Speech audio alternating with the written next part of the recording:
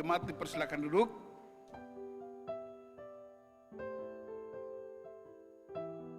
Sidang jemaat yang dikasihi Tuhan Yesus Kristus, tema kita hari ini ialah kasih dan keadilan Allah yang bermuara pada dua prinsip utama, yaitu Allah dapat meninggikan, tetapi juga Allah sanggup untuk merendahkan. Saya ingin mengajak Bapak Ibu untuk memperhatikan prinsip ayat ini, karena dia diceritakan dengan sebuah perumpamaan. Seperti biasanya kita temukan dalam pembacaan Perjanjian Baru, Yesus suka sekali menyingkapkan rahasia kerajaan Allah dengan menggunakan perumpamaan, metafora yang dihadapi oleh umat. Misalnya Yesus menggunakan penabur yang menabur benih, dia menggunakan biji sesawi sebagai ilustrasinya. Ya, dia banyak sekali cara Tuhan menolong umat untuk mengerti kerajaan Allah itu. Nah, Tuhan bicara kepada Yehezkel. Nabi ini masih muda. Kalau baca catatan sejarah, dia masih sekolah teologi di Yerusalem, namanya sekolah imam. Sangat muda.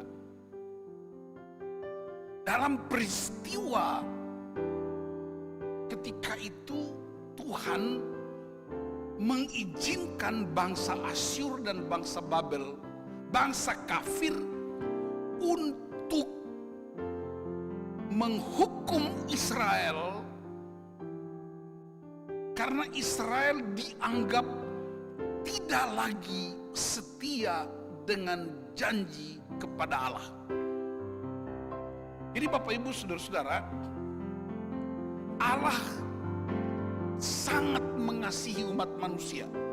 Allah mengasihi saudara dan saya, yang percaya bilang amin.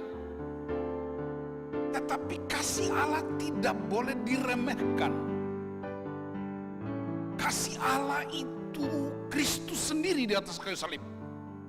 Tetapi kasih Allah itu mesti dihormati, mesti diagungkan, mesti dimuliakan oleh orang-orang yang menerima kasih Allah. Jika tidak, maka Tuhan menggunakan berbagai macam cara untuk menyatakan keadilan, dan hukuman Allah selalu memberi ganjaran supaya orang kembali kepada Allah. Selalu Tuhan lakukan sesuatu supaya umat kembali kepada Allah. Ketika mereka salah berjalan, Tuhan bikin peristiwa kembali. Ada yang kembali, ada yang tidak kembali. Nah, mari kita perhatikan teks kita. Dalam kitab ini kita dengar nama Sedekia. Dalam pasal 17 ayat 1 ada seorang raja yang disebutkan namanya Sedekia. Sedekia ini saudara-saudara, nama aslinya itu menurut bahasa Ibrani Sidkiah. Itu nggak usah dihafal ya. Artinya Tuhan adalah keselamatan. Siapakah dia?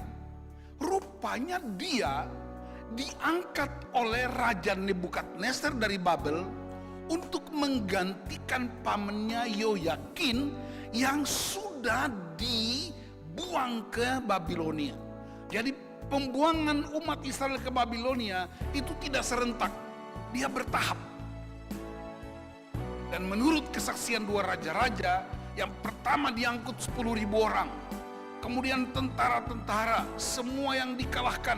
Orang-orang yang lemah, yang tidak kuat, lansia, anak-anak tidak ikut. Karena tujuan pindahkan ke Babilonia untuk membangun kerajaan Babel. Nah, Raja Sedekia ini, saudara-saudaraku, ya, memang saya sarankan untuk baca kitab 1-2 Raja-Raja supaya kita tahu latar belakangnya. Raja Sedekia ini disebut sebagai raja bonekanya Nebukadnezar.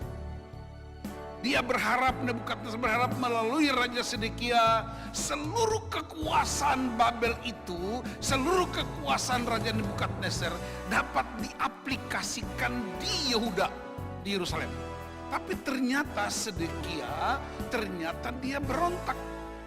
Dia melawan otoritas Raja Nebukadnezar. Apa yang terjadi? Nebukadnezar mengutus para tentara, mengutus petugas-petugas untuk menangkap mereka semua. Kemudian dia izinkan Sedekia melihat dengan mata telanjang anak-anaknya dibunuh. Setelah itu Sedekia dibutakan matanya dan diangkut bersama rakyat ke Babilonia. Dalam gambaran Alkitab, dia menggunakan beberapa istilah yang sangat menarik. Yang pertama, dia pakai istilah Raja Wali Besar. Itu gambaran tentang Raja Nebukadnezar. Dia pakai pohon aras di Libanon. Itu bicara keluarga raja. Karena rupanya pohon-pohon aras di Libanon pernah dipakai Raja Salomo untuk membangun Bait Allah. Dia pakai istilah puncak pohon aras di hutan Libanon. Itu bicara Raja Yoyakin yang ada di puncak kejayaan, tetapi karena ketidaktaatan, maka kemudian Raja Nebukadnezar, Raja Wali Besar itu, kalau baca di pasal 17 ayat 1-6. Kemudian saudara-saudaraku, taruk yang ditanam oleh Raja Wali itu Raja Sedekia yang ditempatkan sebagai bonekanya Nebukadnezar. Itu prinsipnya.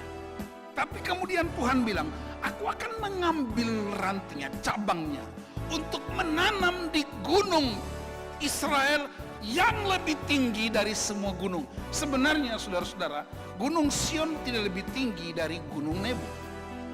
Tapi yang dimaksudkan dengan Gunung Israel yang lebih tinggi, artinya gereja dinubuatkan sebagai tempat di mana bangsa-bangsa akan berduyun-duyun datang untuk mengalami kebenaran, untuk dipulihkan, dan untuk dibebaskan.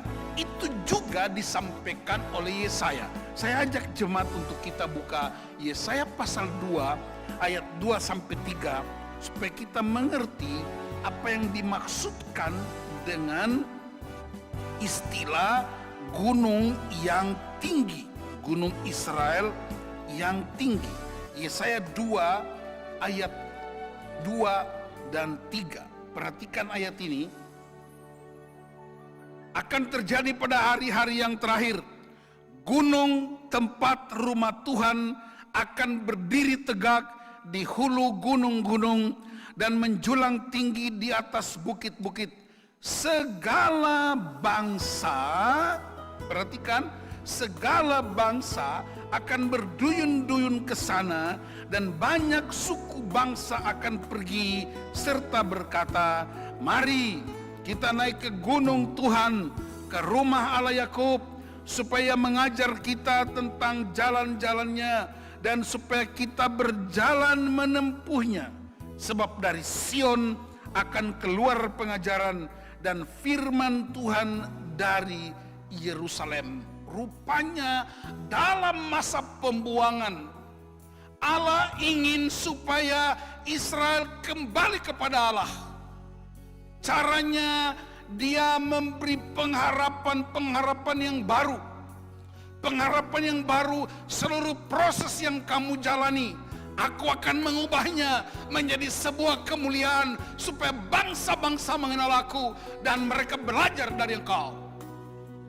Jadi saudara-saudaraku yang dikasihi Tuhan, perhatikan umat ini 430 tahun di Mesir, 40 tahun di padang gurun, 70 tahun di Babilonia, bahkan di abad modern pernah 6 juta orang dibunuh dalam kekejaman Nazi Jerman. Silih berganti problem. Ternyata Tuhan punya cara yang tidak pernah dipikirkan orang lain, selalu mengejutkan. Tuhan pilih Israel atas inisiatif sendiri. Tuhan pilih Israel sebagai hak prerogatifnya. Dan dia bentuk Israel itu. Kalau ada teman hamba Tuhan bilang dia goreng Israel habis. Yang bertahan kuat, yang punya integritas kuat, yang tidak tahan out. Penyaringannya begitu hebat. Israel dari tanah Mesir ke Israel hanya 1,5 jam terbang. Naik bis 12 jam. Jalan kaki menurut seorang 3 bulan sampai 4 bulan. Tapi ini diubah jadi 40 tahun. Supaya karakter bangsa budak, karakter yang cengeng, karakter penyembah berhala harus diubahkan Tuhan. Dan saya percaya, sungguh percaya, bahwa proses-proses yang kita jalani sebagai anak-anak Tuhan, problem silih berganti, keadaan pandemi dengan ekonomi kita yang morat-marit, kebutuhan-kebutuhan meningkat, pendapatan berkurang, hubungan suami istri, orang tua anak-anak, sadarkah kita atau mau nggak kita melihatnya sebagai cara Tuhan membentuk kemurnian anak-anaknya supaya Allah dikenal oleh bangsa-bangsa.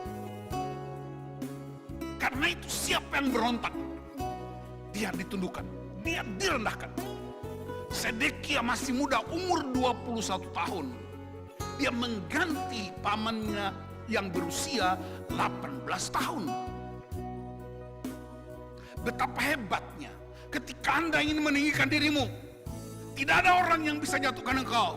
Tapi dengar saya beritahu, ada satu kuasa yang lain yang sanggup menjatuhkan engkau. Tapi ketika engkau direndahkan, ada tangan yang sama, dia bisa angkat engkau semakin tinggi dan semakin tinggi.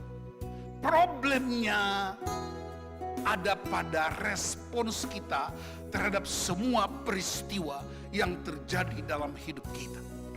Nebukadnezar yang begitu jaya ditundukkan dengan begitu mengenaskan. Sedekia yang begitu muda dan hebat dipatahkan kuasanya. Itu sebabnya Daniel mengatakan dalam Daniel 2 ayat 21. Dia yang mengubah segala sesuatu. Dia yang mengangkat, dia yang memberhentikan, dia yang mengatur seluruh kendali bumi ini. Kalau saudara baca di kitab Yesaya kita temukan bumi dan segala isinya seperti setitik debu di hadapan mata Tuhan. Betapa hebatnya Tuhan ini. Bahasa lainnya, di Ambon itu ada satu toko handphone namanya Jang Sombong Ale, itu namanya.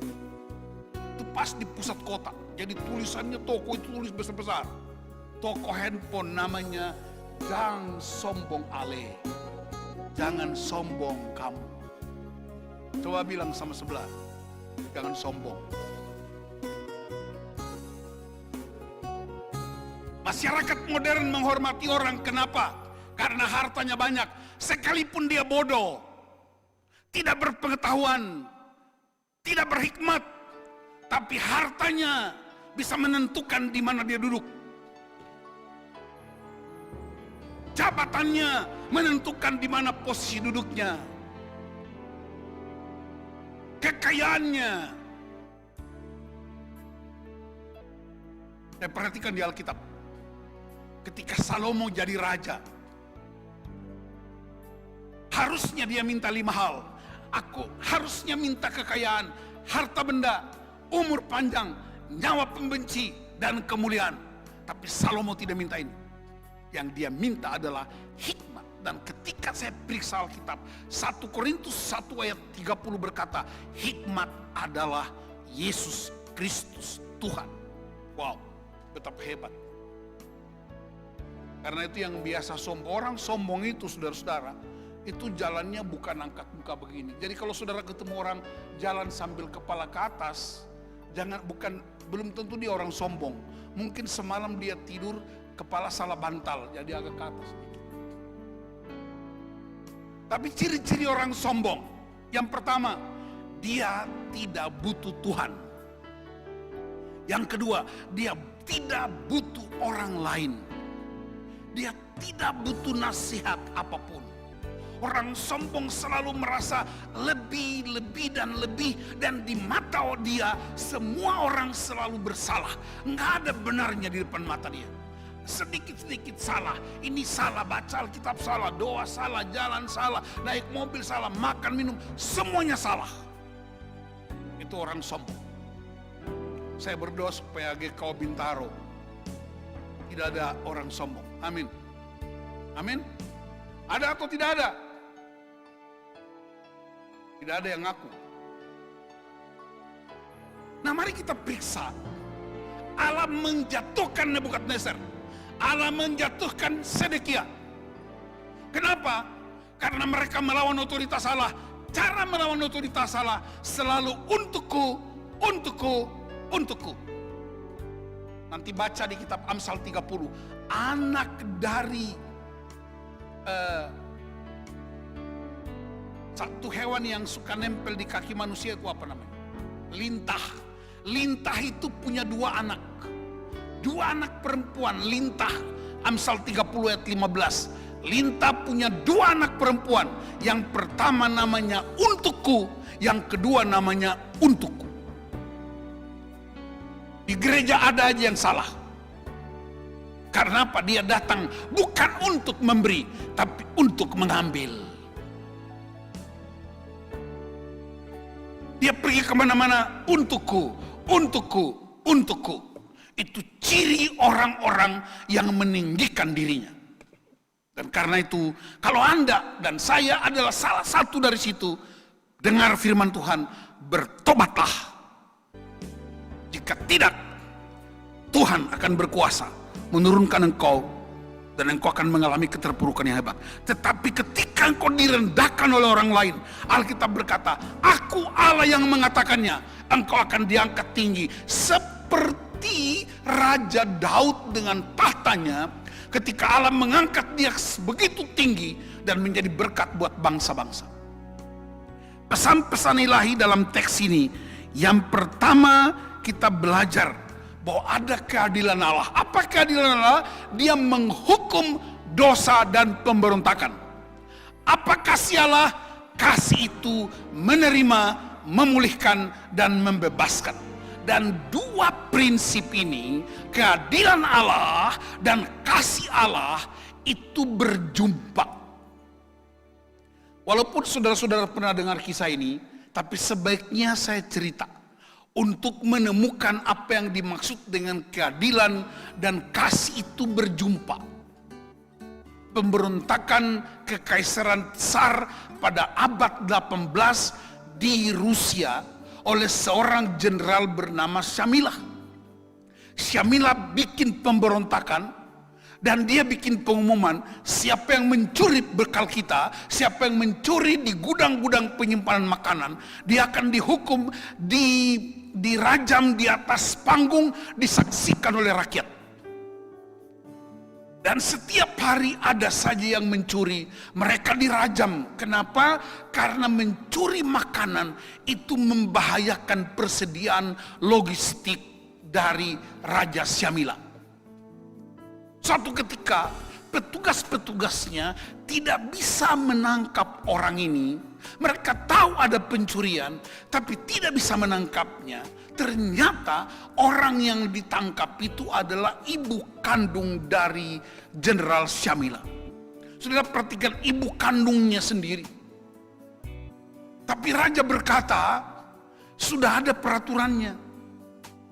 Kalau saya tidak menghukum ibu saya, maka rakyat akan semakin berontak. Tapi kalau saya menghukum dia, maka orang akan mengatakan saya anak durhaka, tidak menghormati orang tua. Rakyat terbelah dua. Satu yang pro hukuman, satu yang pro pembebasan. Lalu Raja Syamila atau Jenderal Syamila mengambil keputusan. Dia minta ibunya naik ke atas panggung, dibawa petugas, tangannya diborgol. Kemudian Jenderal Syamila mengambil cambuk di depan rakyatnya.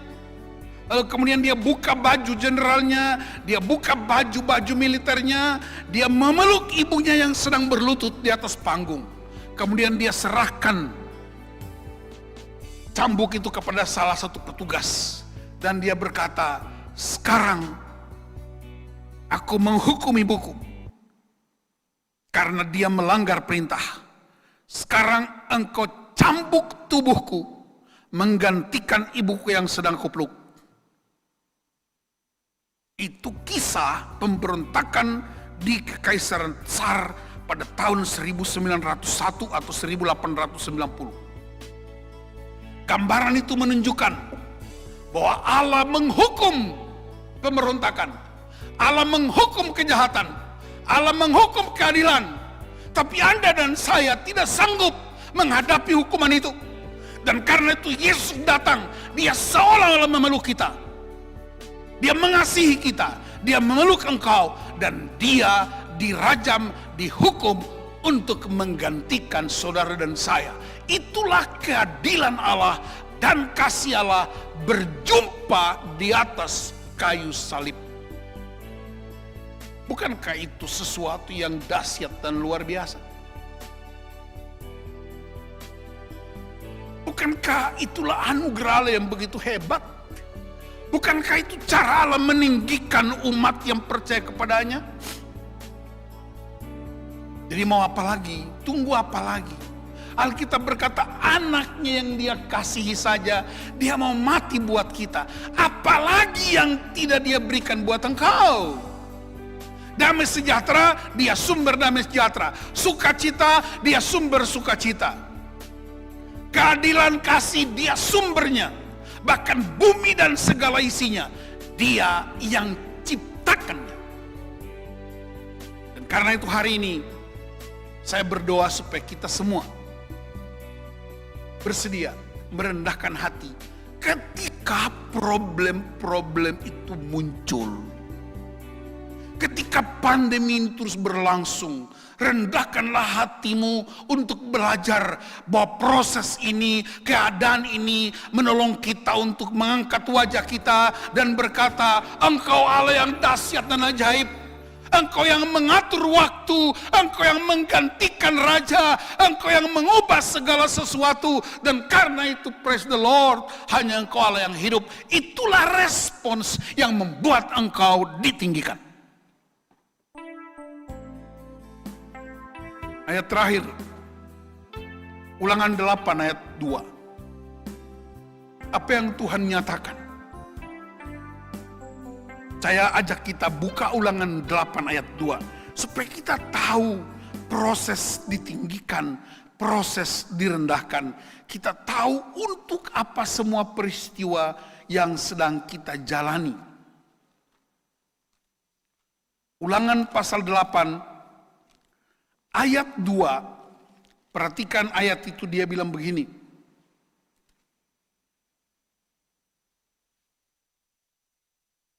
Ingatlah kepada nenek moyangmu. Ingatlah kepada seluruh perjalanan yang kau lakukan atas kehendak Tuhan Allahmu di padang gurun selama 40 tahun ini, dengan maksud merendahkan hatimu dan mencobai engkau untuk mengetahui apa yang ada dalam hatimu, yakni apakah engkau berpegang pada perintahnya atau tidak. Jadi Tuhan bentuk anak-anaknya dengan mengizinkan problem demi problem.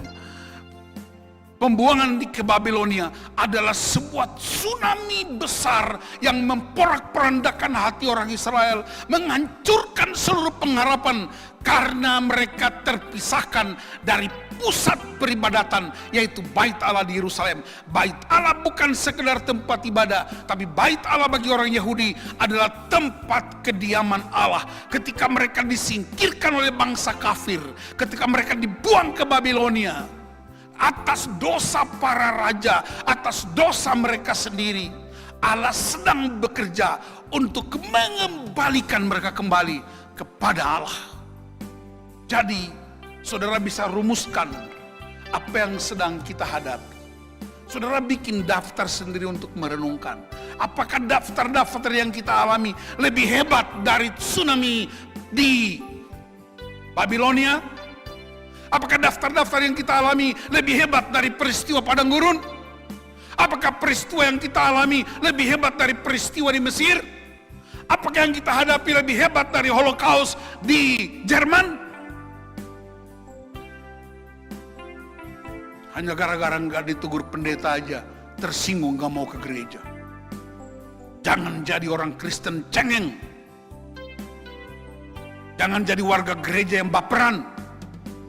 Tapi semua peristiwa dilihat dengan mata yang berbeda. Mata iman kita. Allah sedang membuat kami semakin cemerlang, supaya bangsa-bangsa berduyun-duyun datang ke rumah Tuhan untuk mengenal firman-Nya dan untuk menyembah Dia.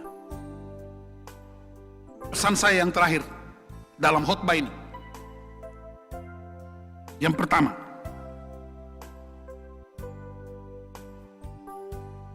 Allah tidak kompromi dengan dosa, tetapi Allah mengasihi orang berdosa yang rendah hati, ingin bertobat di hadapan Tuhan. Bagaimana caranya?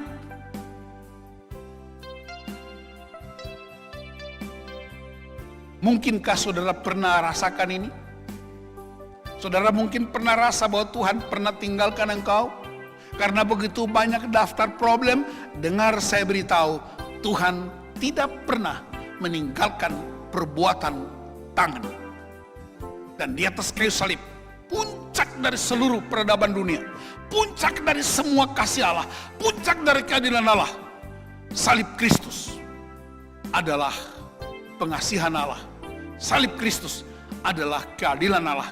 Salib Kristus adalah mezbah yang sempurna supaya kita mengalami kemuliaan, kita semakin ditinggikan, bukan supaya sombong dan hebat, kita ditinggikan supaya bangsa-bangsa bersujud dan mereka berkata, Allah yang mereka sembah adalah Allah yang hidup dan berkuasa.